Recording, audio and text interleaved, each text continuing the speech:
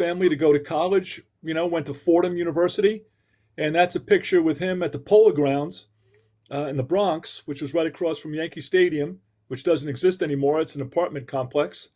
Um, but that was him playing with the New York Giants. That's incredible. Him growing up on the island and playing football. How important was kind of like athletics to him and his family, or is it more just kind of like a little bit of like an escape for him based on his day to day and his upbringing? Well, this is a long time ago now. This is a whole couple of generations, ago. So he was probably him and his younger brother Peter played baseball. But athletics. Actually, my mom was on the starting five of the Riverhead High School women's basketball team. So Wow. we kid around that our grandchildren, that their great grandchildren get their genes, from my mom. But it's you know sports for them. They were farmers, growing up on the East End, Aquabog and Jamesport, and both from farming families. My mom also was one of 10 children. So athletics is nowhere near what we think it is today, but it was an Mhm. opportunity, as you said, as a release, to do something after school and probably not have to go back and work on the farm. What were some things that for you personally stood out that you maybe learned from your dad, whether it be from like an athletic standpoint or even just from you know a, a work ethic standpoint or an intangible standpoint? And I think it's so cool. Obviously, like with his athletic resume, which is really cool. But I'm sure there's other things that he kind of taught you. I'm just kind of curious what that was like. The first piece was character. That character is non-negotiable. There's right and wrong, and there's really not a lot in between. My folks, like a lot of people from that generation, lived through the Great Depression, lived through World War II, the Korean War, and then at the end of it, at the latter stages of their lives, excuse me, the Vietnam War. So they saw a lot of changes, that went on, but character was something, and your values, your core values. For me, it was my faith. In the Catholic Church, it was um, it was the belief that the work ethic and treating people fairly and being a good person, that was first and foremost. Um, Other than that, it it was for me for teaching my dad. When my dad, by the time I came around, I was born later on in his life. He was 44 years old when I was born, and so he was a junior high teacher at McCleary Junior High in East Meadow, which was the same district I grew up in. And he was Hmm. very happy teaching and coaching at that level, and he understood the importance of fundamentals. He understood how his job as the ninth grade football coach was to prepare those kids to play JV football at East Meadow High School. It wasn't necessarily to win games. It wasn't to cut corners. It wasn't to do anything but provide the foundation for which those kids then could make that next step and then be successful, on the JV team. And so, in terms of like teaching and in terms of the importance of fundamentals, blocking, tackling, passing, catching, showing up to practice, showing up early, staying late, all the things that are necessary, to be extraordinary. Probably that was my first inkling of those things that I learned from my dad. Yeah, that's really interesting. And I guess, for you personally and on your own coaching journey, as you went from, growing up on the island, playing ball at Rutgers and then getting into coaching, even though you were coaching at the collegiate level as opposed to maybe a middle school level, was your approach kind of similar to how your dad approached things when he was a coach in East Meadow? Very similar. In fact, I had this really cool kind, and without knowing what was happening at the time, but my dad is teaching, and I'm in fifth grade, sixth grade, seventh grade. His friends were teachers and coaches who coached in the district. In our district, there were two high schools: Clark High School and East Meadow. There were three junior highs, at Clark and Woodland and McCleary, and I went to Woodland. And so, my dad was friends with teachers from Clark, teachers from East Meadow, the varsity football coach at East Meadow. They would come over for dinner. We would go to their houses, and I would hear the stories. I would hear the stories. They would talk about players. They would talk about games. They would. I went to games when I was in fourth, fifth, sixth grade. And where being an East Meadow Jet was like, was the most important thing in the world to me. And so for all those conversations, and you were just a fly on the wall and just listening. And I really didn't know at the time what I was listening to, but now I understand. I understand when they talked about somebody, had a great work ethic, or somebody, maybe wasn't a terrific student but a great athlete, and that hurt him, making the next step to move on, past high school. And you just kind of heard all these fun stories about practice, games, seasons, and all different sports. And so I was probably, gaining a lot of knowledge without knowing it. Is there any one story, Coach, that kind of stands out that you might have heard at the dinner table, or maybe at when they had some friends over and whatnot? I can't say there was any one story, but I can say that Lou DeFilippo, who was the high school coach at East Meadow, who was a legend for anybody who went through East Meadow at the time, and he left to go to take a job in Connecticut. And at the high school where he coached, the field is now named after him, and he won state championships in Connecticut. And I, he left when I was in eighth grade, so I never got a chance after going into ninth grade. So I never got a chance to play for him. But Lou DeFilippo, was a legend, and anytime he had anything to say about any aspects, I would listen. And I can remember, being in sixth grade and drawing X's and O's on a notepad.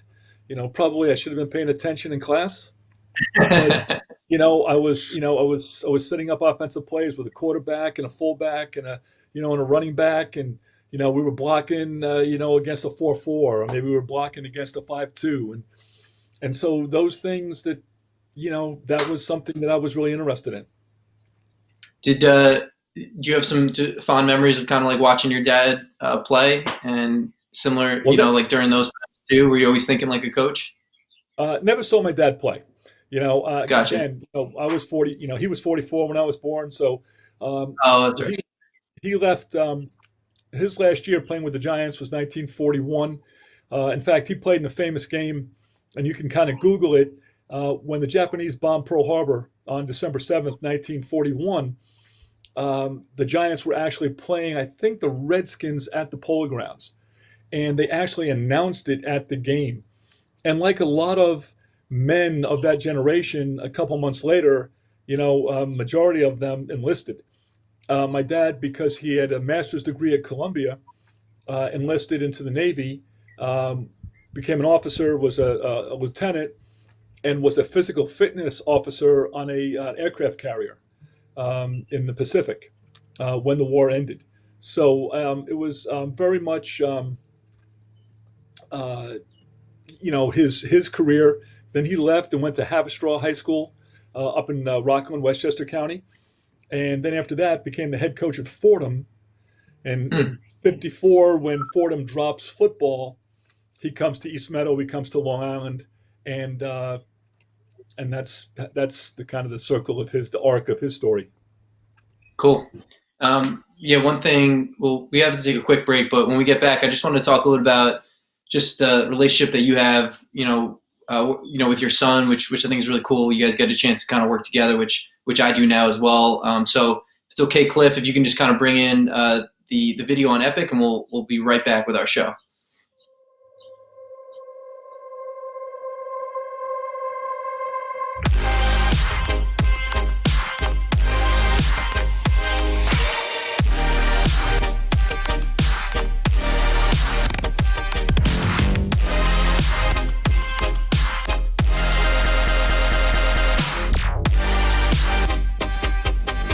This is the beginning of meditation.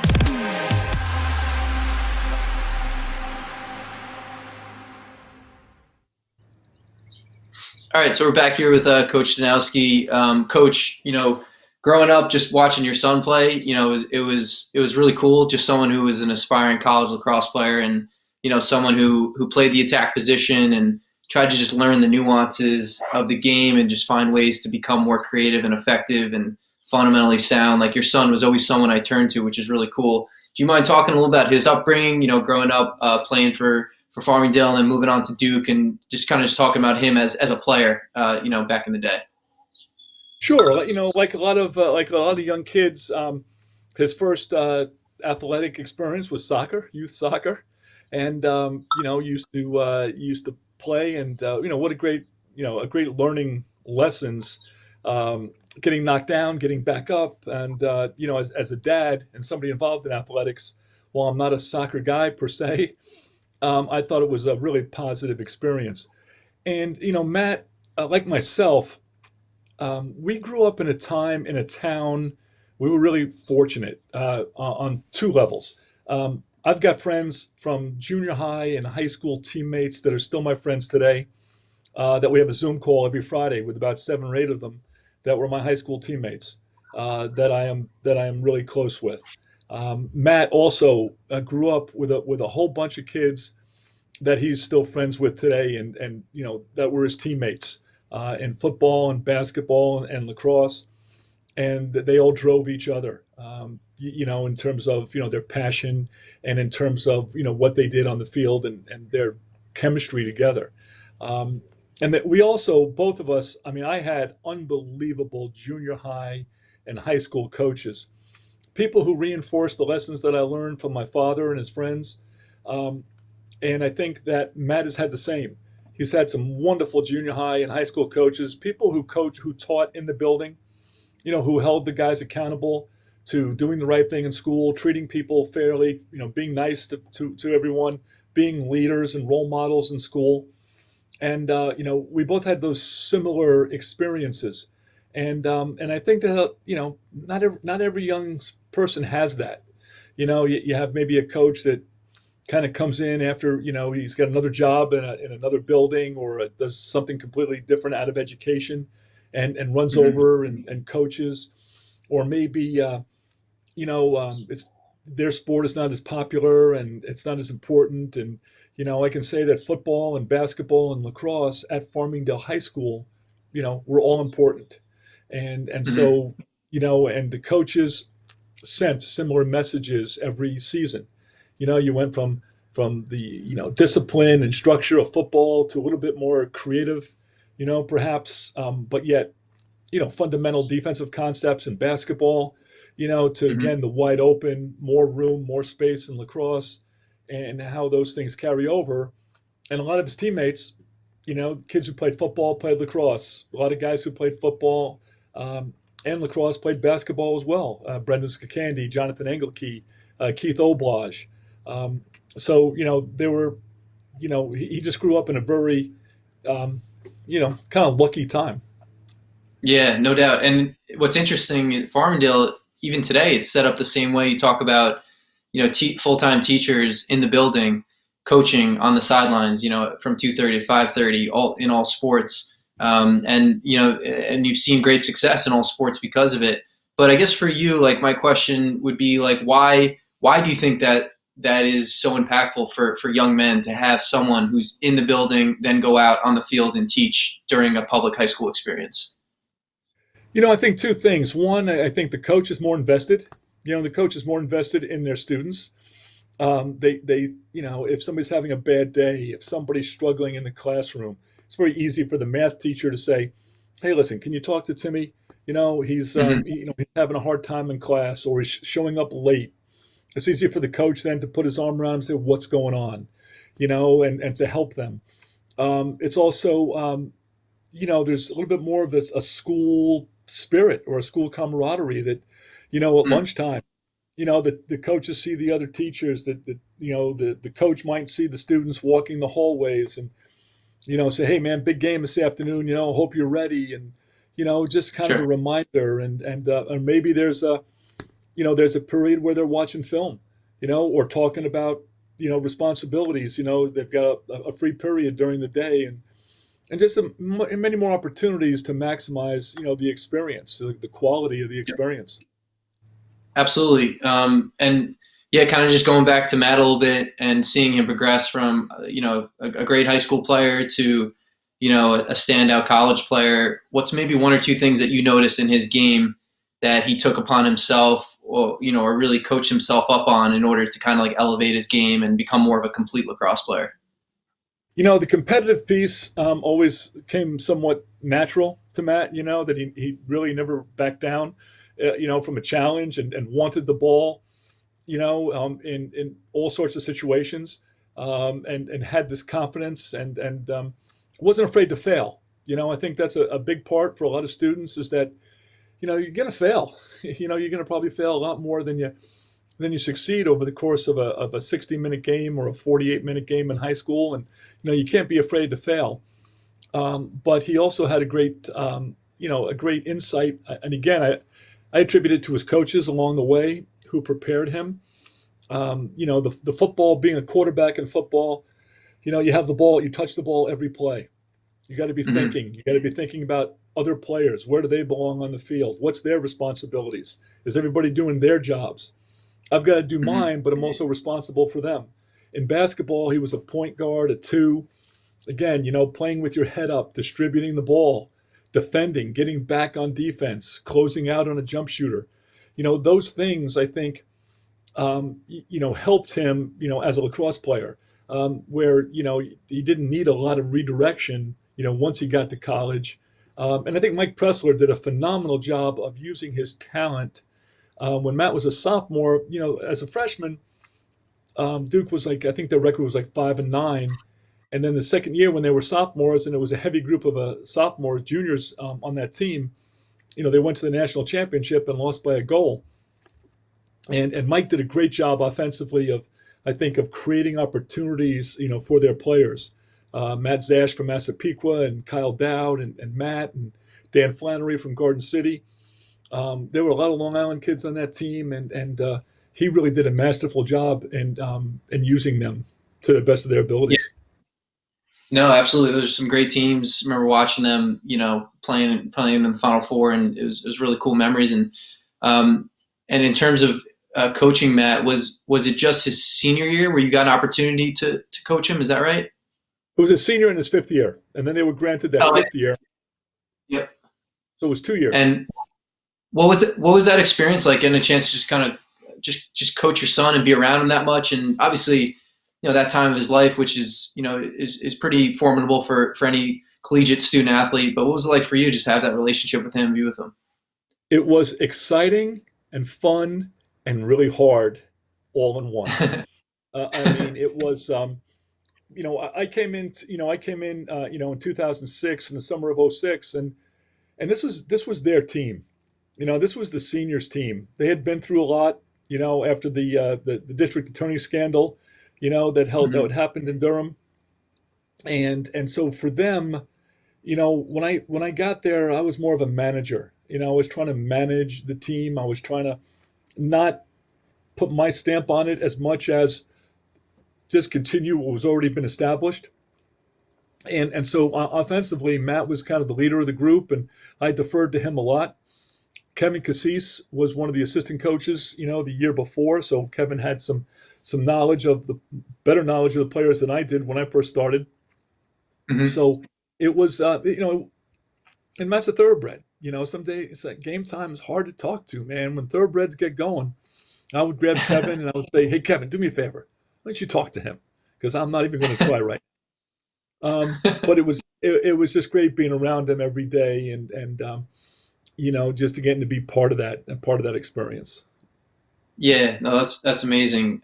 Cliff, if you don't mind, we brought up a cool picture that was from a New York Times article that had Coach Danowski and Matt together. I think it was outside Cameron. Let's see if we can pull that up. Oh, there we go. That's cool. Yep. This article, you want to talk a little bit about, I guess, that time in history specifically, and just, what the article was about, and kind of like what this picture represents to you? No doubt. I never dreamt, for a second that I would ever be the lacrosse coach at Duke. That just was never in my wheelhouse of thinking. And the opportunity, when I would visit Duke, the first 3 years, I would walk around and say, "This is like Disneyland here." I'd go down to the chapel. I would always walk through Cameron. I would just walk around. Everybody wore a Duke sweatshirt, a Duke T-shirt. I mean, there was such pride in the place and what was going on, and so for me, it was like in Wonderland. And then I'd get on a plane, get back, and I loved my time at Hofstra. It was awesome, but this place was different, and so the opportunity, that article, that picture represents this just like this once in a lifetime opportunity to make a difference.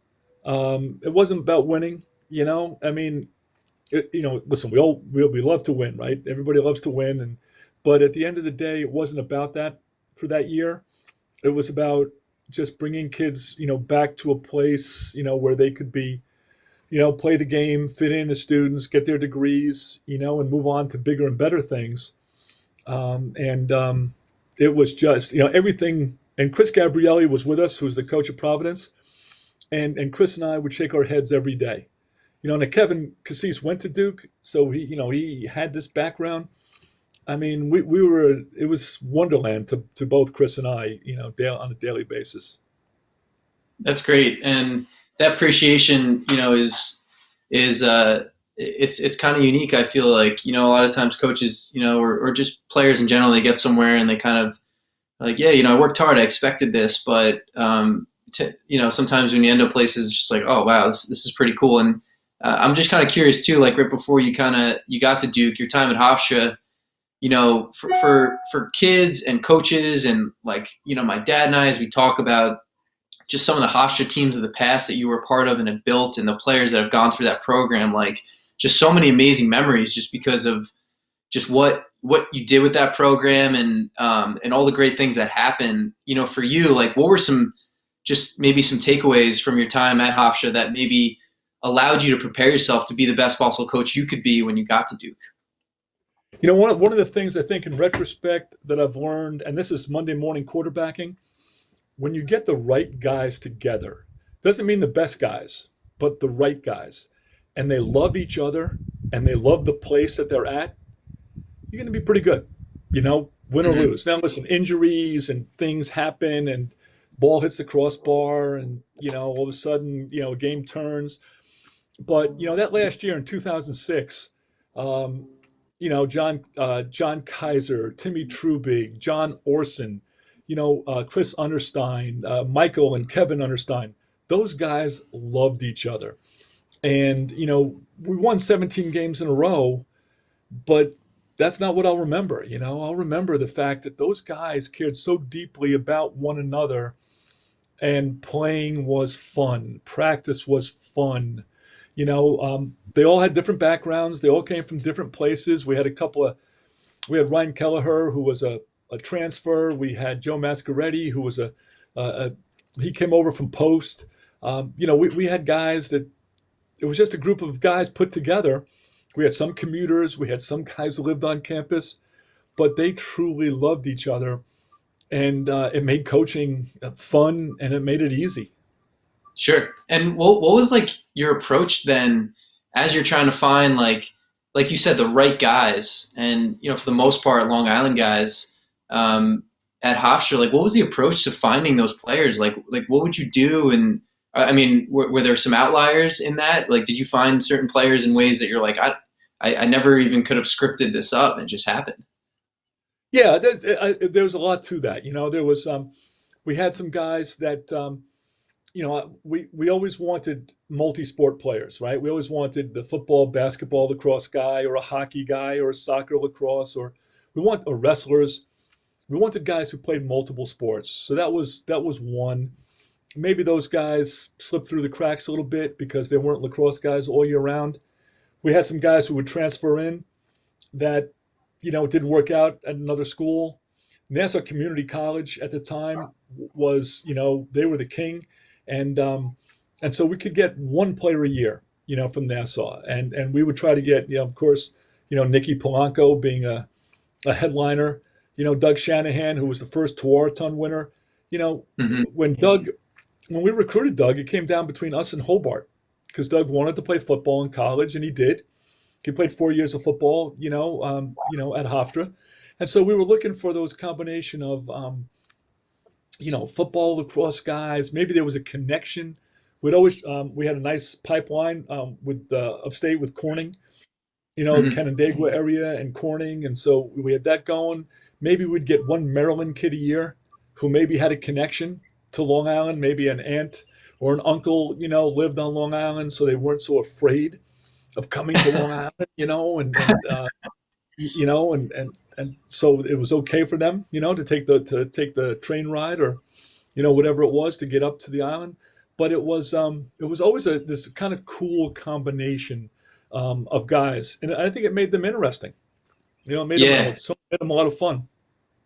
Yeah, it seems like you created an identity of just becoming Long Island's team, and then people kind of wrapped their arms around that and just wanted to see more of it and get more of it, which is really cool. And I'm just kind of curious, was there maybe one team that you felt as though that if they got a shot to be in the playoffs, to maybe win that extra game, like they could have gone all the way on the field? Yeah, I think Nicky Polanco's team, his senior year, we had beaten Duke and Carolina in uh, in 5 days, right? We beat or in a week, right? It was 2 Saturdays, I think, and but the way it worked out at the time, and I'm trying to think, they either took 12 teams, and Duke ends up making the tournament, and we don't make the tournament, even though we beat them head to head. We had lost to Hopkins early on, and I thought that team was peaking at the right time. We had depth, we had some really high end talent, and I thought that group, given an opportunity, could have done some damage, in the tournament. Yeah, it's cool to think about. And with we got a couple minutes left here. Just got the heads up, but that's awesome, Coach. I know you've had an amazing coaching journey. It's really cool. You kind of had that connection with your son while he was still playing, and now you guys get a chance to kind of work together. Do you mind just touching on just that experience and what that's been like to grow professionally and seeing your son go from being just like this athlete to this young professional to someone that's an aspiring collegiate coach and making his mark within a great program that he got a chance to play for. You know, um, Initially, just because you're a good player doesn't necessarily mean you're going to be a good coach. And it's usually the opposite. It's usually the guys who sit on the bench and who watch the team play and are a little bit more cerebral and a little bit more intellectual about the game. And usually the guys who are the great players can't understand why other people don't pick up what they can pick up. But Matt has really, over the last 3 or 4 years, his first couple of years, he just worked with the attack. Then we turned the offense over to him, and schematically, Matt understands the game at such a high level. I'm really impressed with that. His ability to look at a defense on film, and then to create offensive looks and patterns, for that particular week has been really impressive.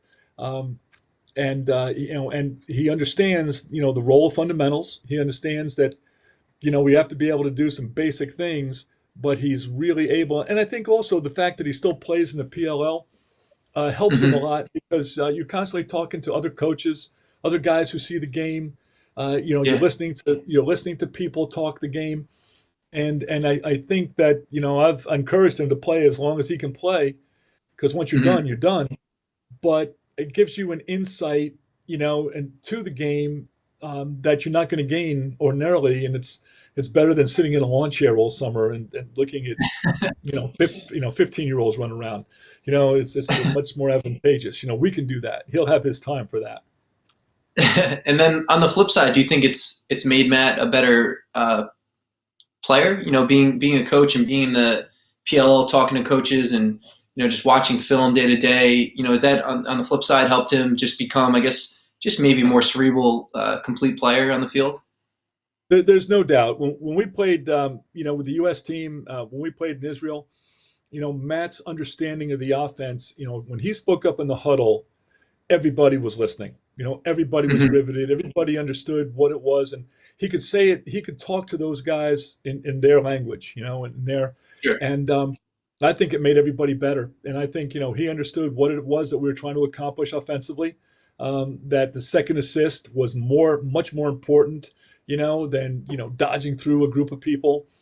And at the end of the tournament, it was the most unselfish team I've ever been around. That those Mm. guys just really wanted to win, and a lot of it had to do with Matt's ability just to calm guys down in the huddle, talk them through offensive sets, and get them to understand what it was that we were trying to accomplish.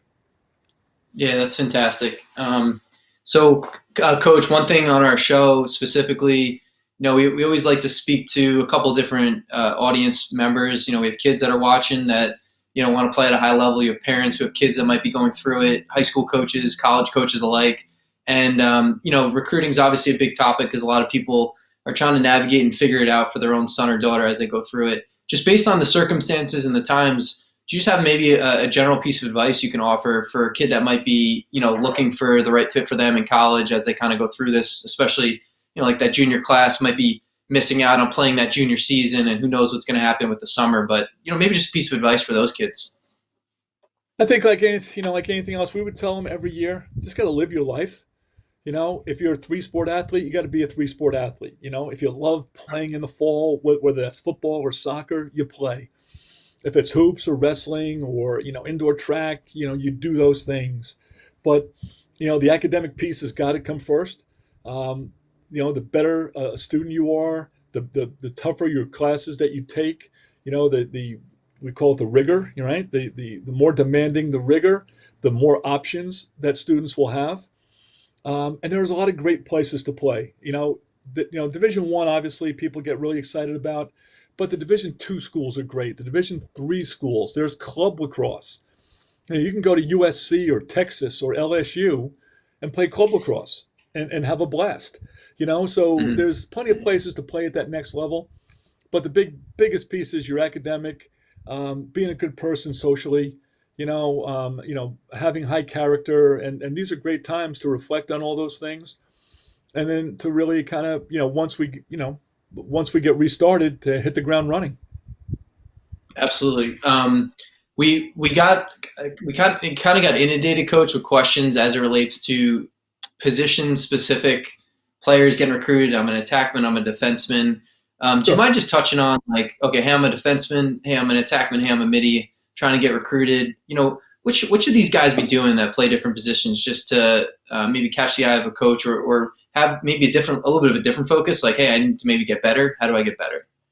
Sure. Stuff like I think that. one of the things that we talk about all the time is kids think that they have to make the big home run plays all the time, at these tournaments. The pressure they feel, or the pressure when they see the guys in the lawn chairs on the sideline, is incredible, right? And so, for example, if I'm a defenseman, number one, I got to play the game. I got to play like nobody's on the sideline. I've got to just be myself and have fun. All right, so that's one, right? We got to have fun. But number two, what we look for are feet and hands. So if somebody's got good feet and good hands, they put their hands on the dodger, right? So behind the cage, if somebody's just running with somebody and they're getting their stick underneath, which is all nice, and that's it's fine, but we're looking for guys who can push. It's like a defensive back and a wide receiver. Defensive back is trying to push that wide receiver off his route. Can't let him get to the spot that he wants to get to on the field. Same thing. A lot of young defensemen will not put their hands on people. And so Mm-hmm. we look for that. And in order to have your hands on people, you have to have your feet underneath you. You can't be lunging, you can't be stretching. So feet and hands for a defenseman. Um, Sure. and if you're a midi, we're looking for guys who can play. We look for guys. Now, not everybody does this, and it's different for every school. But we look for guys who can play with two hands. And even if they can't shoot with their left hand, we're looking for guys who try to shoot with their left hand. We're looking Mm-hmm. for guys who can draw a double and be happy just getting that second or third assist. Now, if it doesn't happen underneath them, meaning if I draw a double and I move the ball and our team doesn't score, that's still a check, in our mind. That's a really good play. Draw two, move the ball, great. We can work with that. Do the guys step up and ride? to the guys, sprinting, getting in the hole, all those kind of things, the hustle plays, we'll teach the rest. But, Hmm. it's that competitiveness when the ball's on the ground. Do you run through the ball with two hands, like your hair's on fire? Those are Sure. the things that impress coaches. As a tackman, there's a couple of different types, but we're looking for that. We're looking for the attackman who can play with two hands, who can manage the game, who Hmm. understand situations. Hey, it's the end of the quarter. Let's slow it down. Hey, not much time left. Let's see if we can make a play at the end of the quarter. Hey, we recognize we have a 5-on-4. Let's try to create something in transition here. Um, all those kind of situations. Are they fearless around the goal? Can they get separation when they feed the ball? So Hmm. I'm driving up to the goal line extended. I haven't beaten my man, but can I throw my stick to the sideline, step away, and find the open man when I'm covered? So, those are the kind of some of the things that we look for, from attackmen. And how about the goalie position, coach? I was actually talking to one of your old goalies, Kyle Turry, the other day, catching up with him. He's doing a great job up at Hobart. What are some intangibles and things that you look for at the goalie position? I'll be damned if I know anything anymore about goalie play. It's really hard. It's Yeah. getting harder than ever. And I work with the goalies, at Duke, and Yep. it's getting harder than ever because everybody can shoot it. Coaches have done a great job with their offenses in general of being patient and not taking a Hmm. lot of bad shots. Back in the day when a lot of us played, people shot all the time from all sorts of different angles, and goalies got to see some really, good looking shots from outside and from bad angles, and but now kids are really patient. They're taught to be patient, and with their sticks, they do a great job shooting. I mean, kids can bring it. The least talented player on your team can shoot it really hard. So and then it's all about the defense in front of you. So the biggest thing that we try to teach guys is to relax and be an athlete, and that's the hardest thing to do. Is if somebody's stepping up and about to ready to shoot, can you relax? And this way your muscles don't tighten up, and then you can respond right, left, up, or down. But the harder you grip your stick and the tighter you become, the more difficult it is to react. Some goalies will guess, and some goalies will play shooters, scouting reports. But to me, the ability to relax is one of the key components to being a great goalie.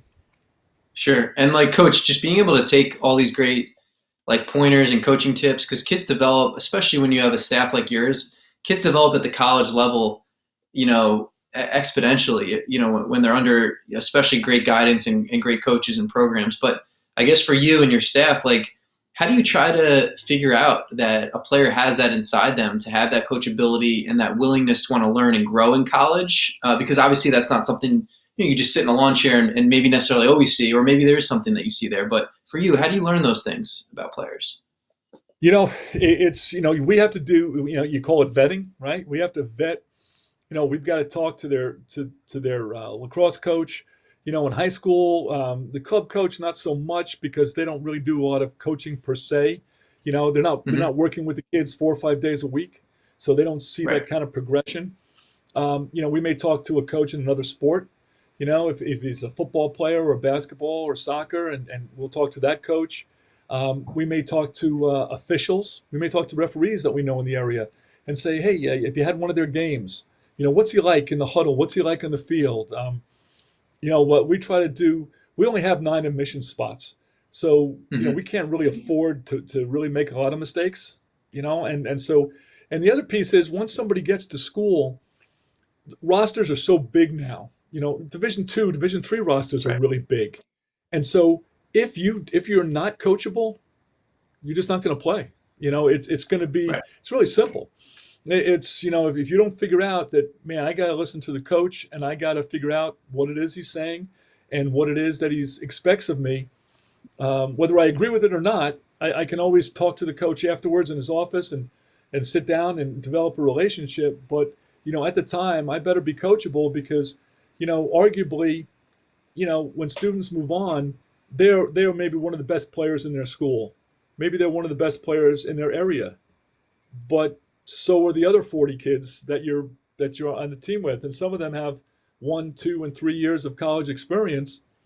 So you better figure out quick that being coachable, better be in your arsenal, of your skill set. Sure. All right. Well, we're just going to take one last little commercial break, and then last words from Coach Danowski. So just give us 1 minute here, and we'll be right back.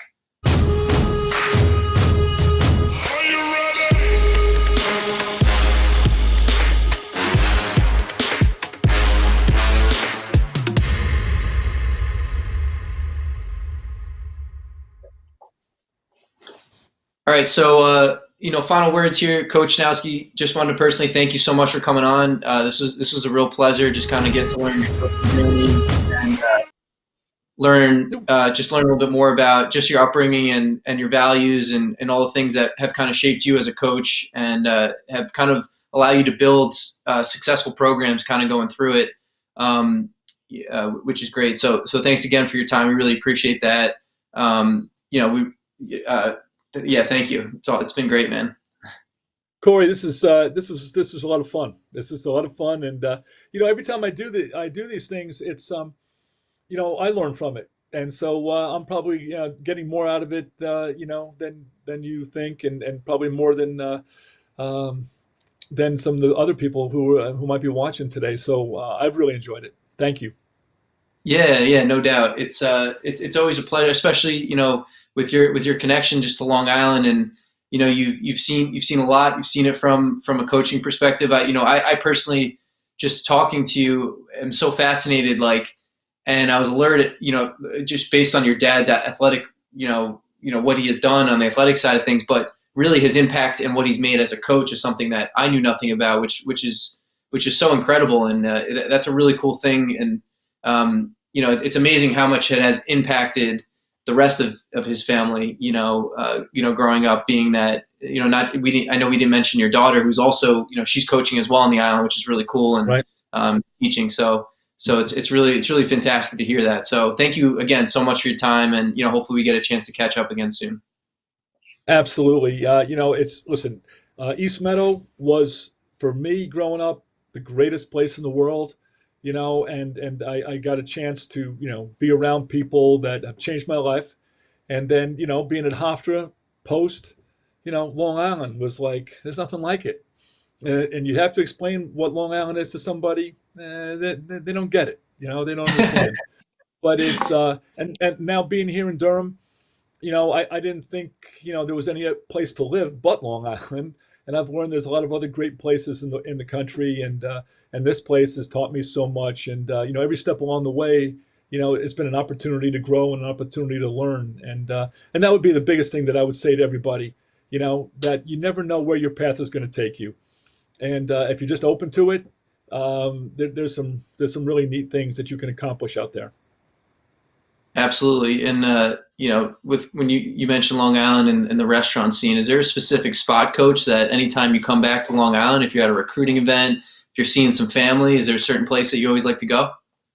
Well, there's a couple in Farmingdale now, that really can't be beat. And Verona Cafe for Italian, is tremendous. Right down the road from my daughter's house. Fantastic. Verona, shout out to Verona Cafe and Farmingdale. That town, man, it's unbelievable what they're doing there. Not just within the school system, but the town itself. It's a really special town. And I will say this, that the superintendent of schools in Farmingdale is a former Hofstra lacrosse player, Paul Defendini, who was really one of the people behind the surge in the development of the middle school and the turf field and the baseball stadium and the softball. And so Paul played for us, was a midfielder, at Hofstra. That's fantastic. Yeah, the development of what he kind of led in that town is incredible. It's a sports town. It's really cool to see. But that's great. Well, Coach, thanks again, man. We hopefully we can catch up again here soon. Thank you so much for the opportunity. Yep.